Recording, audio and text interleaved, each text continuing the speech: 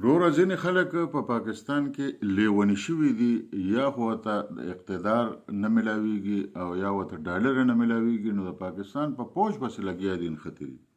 د پاکستان په امنیتي ځواکونو پسې نښتي دي، د پاکستان د نرانو پولیسو پسې نښتي دي. د خدای ظالمانو د کرسۍ تاسو دونه لیونی کړی چې ته 10 کاله یا 15 کاله هم کرسۍ ته صبر نشئ کولی، او چې د اقتدار نه لږ بار شي نو تاسو د فوج په شهیدانو پسې هم ټوکې کوئ، تاسو د پولیس په شهیدانو پسې هم ټوکې کوئ، 1 لک پښتانه چې که ترهګرۍ په جنګ کې شهیدان شوي دي تاسو په هغوی پسې هم ټوکې کوئ. دا اقتدار دونه ضروري شی دی. که دا کارونه مونږ کوله او د ملک سره مونږ غداري کوله نو مونږ به هم نن چېرته وزیران او MP ګان او وزیر اعلیګان، داسې دونه ګران کار خو نه دی، خو یو 10 جریبه 20 جریبه ځمکه وله خرڅه کړو، سیاست شروع کړه، څه ګران کار خو نه دی. خو د خدای ظالمانو دا څه د خدای په قهر نښتې.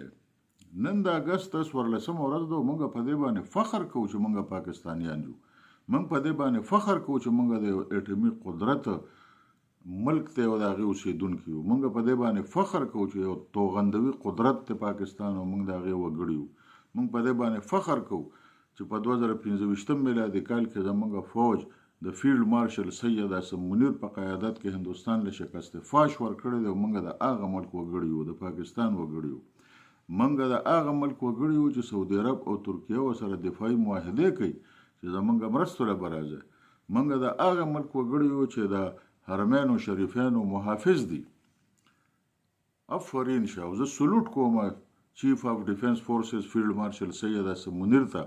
او هغه ټولو شهیدانو ته چې په وطن باندې قربان شوي دي، او هغه ټولو کسانو ته چې د وطن په جګړه کې کنډم شوي دي، او هغه ټولو محب وطن پاکستانیانو ته لکه د دیر په شان ځوانانو ته او د دیر خلکو ته سلوټ کوم چې هغوی په خپله اشر کوي او په دې شر خوښو پسې روځي. او ځینې خلک چې وروره ځان ته لوی لوی افلاطونان وایي، ځان ته باتوران وایي، هغوی له دغه ترهګرو د یارې په اسلام آباد کې اوسي، هغوی خپلو کلو ته تللی نشي، او خو ورته پته را چې فوج خو رانه ډب نه وباسي، ځکه چې دا خو یو قانون دی، یو آیین دی، او خامخا زه MNA ما، زه سنټر یم، زه MPA ما، نو فوج خو راته څه وایي نه. نو ترهګرو ته نمبرې جوړوي چې مهرباني وکړئ، موږ خو ګوره د فوج خلاف هم بیانونه ورکوو، د شهیدانو خلاف هم بیانونه ورکوو، او د حکومت خلاف هم بیانونه ورکوو، د پاکستان د ریاست خلاف هم بیانونه ورکوو، او موږ ته څه مه وایه. ای بې خوندو، ای بې خوندو،